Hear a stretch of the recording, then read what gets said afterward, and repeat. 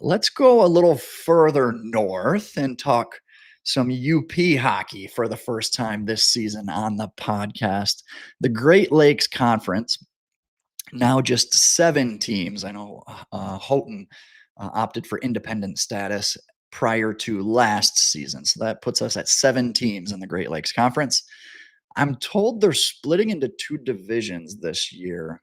If someone wants to confirm that for me, that'd be great. But supposedly, you'll play everyone in your division twice and everyone in the opposite division just once. And if that's true, that benefits my Escanaba Eskymos quite a bit. Being in a different division or being in a division with Negaunee, Kingsford, and Jeffers, the UP Big Three, so to speak, Marquette, Calumet, and Hancock in the other division. If that's the case, I think it really sets up well for Escanaba's Big Three of Graham Johnson, Nolan Bink, and Cully Hayes.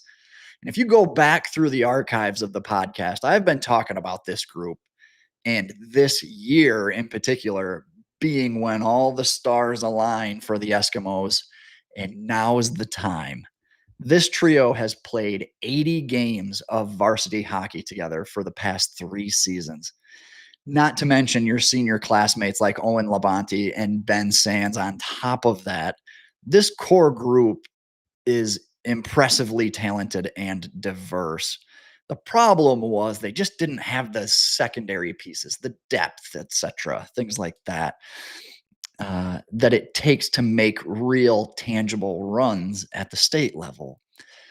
Well, since these guys' freshman years, Coach Andy Johnson has been able to add pieces to the puzzle, develop some guys into role players that can play with the likes of the Big Three.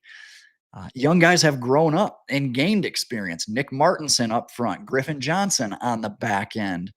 This isn't just a three-headed monster anymore. Depth may still be a bit of a concern when you get down to maybe your third line, your third pairs, but that's the narrative for a lot of teams around the state too. But I do think this is probably the deepest Escanaba has been in the past 4 years. If ever there was a time for Bink and Johnson and Hayes to make a run, it's this year. But it won't be easy. Jeffers wasn't just a flash in the pan last season. They won the Great Lakes Conference a season ago, graduated a hugely important senior class, but Kason Helmanen is still back between the pipes for the Jets. That's awesome.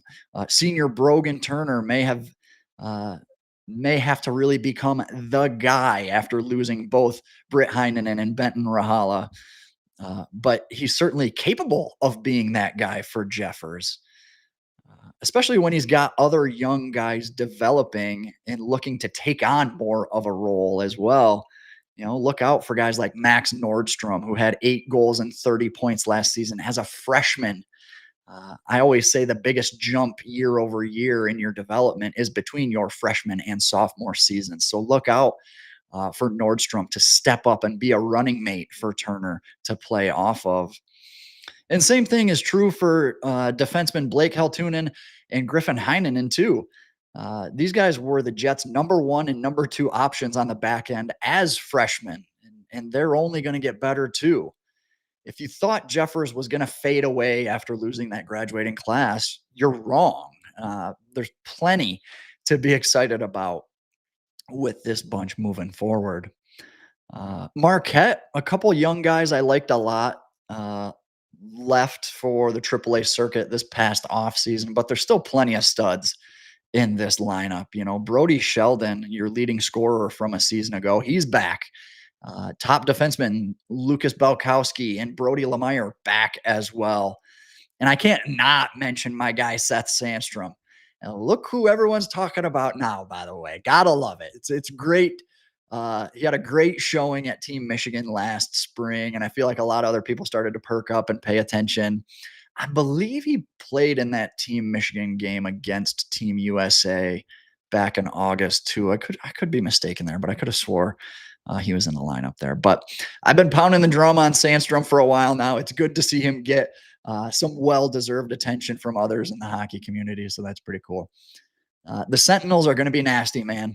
Coach Garrow just gets his guys to play like lunatics, and I love it. They're actually my pick to win the Great Lakes this season. And I don't know that they're the most talented or even the deepest. It's just their style of play and the way this team is built throughout the season with the long road trips, tough weekend matchups on back to backs, and things like that.